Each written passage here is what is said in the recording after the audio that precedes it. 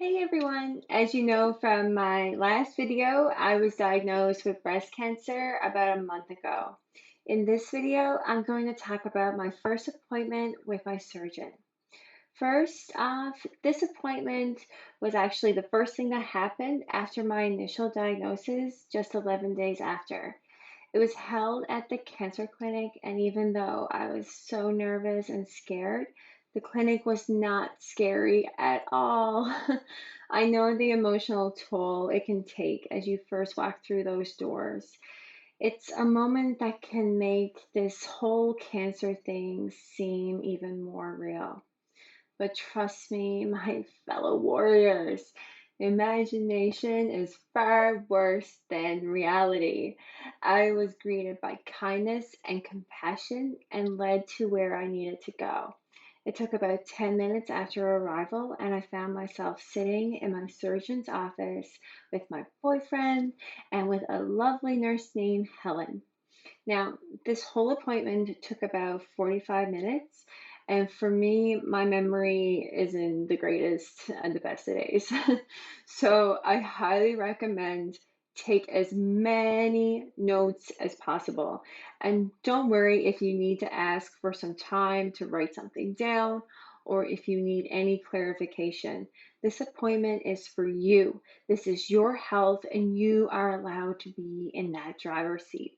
So, I have broken down what you can expect into 10 steps. Your appointment may not have the same flow as mine, but I hope that this video can help you prepare yourself so that you leave your appointment feeling as informed as possible. Okay, so step one.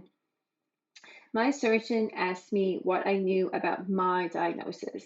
I think he just wanted to make sure that I knew the correct information and that my diagnosis was clearly communicated with me.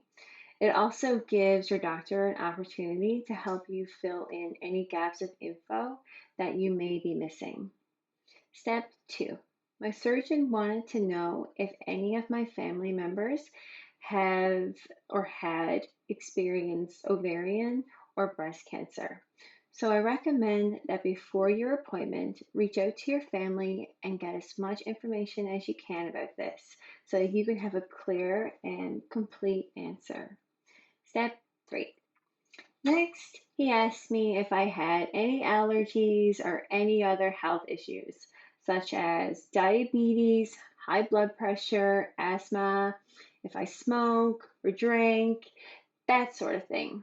To prepare for this, write down any previously diagnosed conditions you may have, along with the year that you were diagnosed. This is also a really good time to bring up any chronic issues you may have, such as UTIs or chronic pain. Step four, he asked me what medications I take. Now, again, if you're like me, in times of stress, your brain is just not reliable. So I recommend that you bring all your medications with you in a bag. Include your daily meds, medications that you take as needed, prescribed creams, and any over the counter meds that you take frequently. Step five, he did a breast exam. So he felt the lump in my breast and he felt around the collarbones and the armpit areas. It was only about 2 or 3 minutes and it was easy peasy. Step six. Next, he told me about the combination of treatments that are available for breast cancer.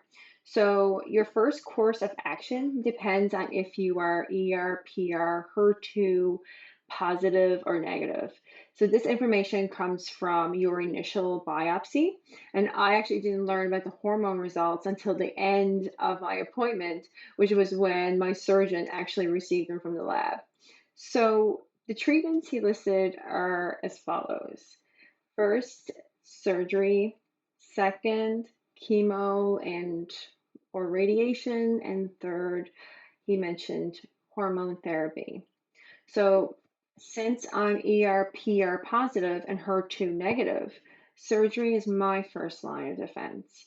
I know for triple negative breast cancer, usually chemo or radiation is done first.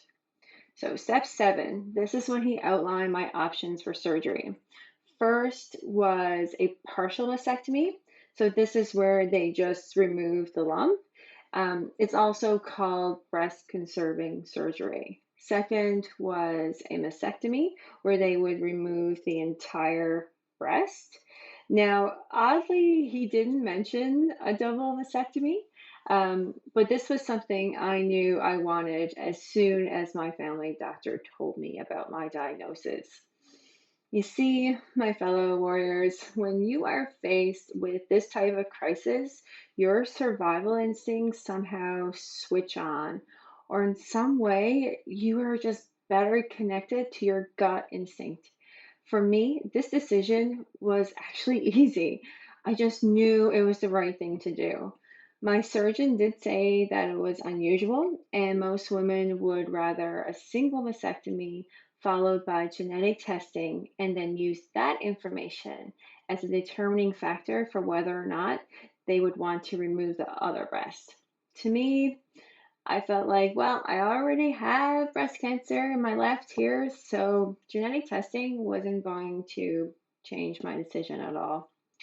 He did say that the stats show it's rare for cancer to reoccur in the other breast, but darling hearts, your body is not a number. You are not a number, and statistics do not defy your fate. Step 8. He explained to me the risks of surgery, which are having scars, possibility of getting an infection, which actually occurs in 1 out of 50 surgeries, developing chronic pain along the incision site, and developing something called lymphedema. This can occur in about 2 to 3% of people, and can happen if during surgery your surgeon removes any lymph nodes. So for me, he's taking 2 to 3 nodes, but it could be more or less depending on your case. This is done to test if the cancer has spread to your lymph nodes. He also explained the risks of general anesthesia, where complications can occur in about 1 out of 1,000 surgeries. For me, though, the risks of having cancer in my body far outweigh the risks of surgery. Step 9. So, since I'm 35, he asked me about my plans for having children. When I told him that I do wish to have children in the future, he referred me to a fertility clinic where I'm able to get information about freezing my eggs. So, apparently, chemo can cause you to become premenopausal, which was something I didn't know. And since almost 95% of women who have breast cancer receive chemo, this may be something you want to look into before you start that process. Finally, step 10. So he told me about recovery time from surgery, which will range around 4 to 6 weeks, and about the drains I will have after surgery. Now, don't worry, I will be going through my double mastectomy surgery process in great detail in an upcoming video, and I will share with you how I prepared for surgery, how it looks, how it feels, all in real time. So, and then it was my time to ask if I had any questions. So, actually, I had 16 questions for him, and he did not seem annoyed at all.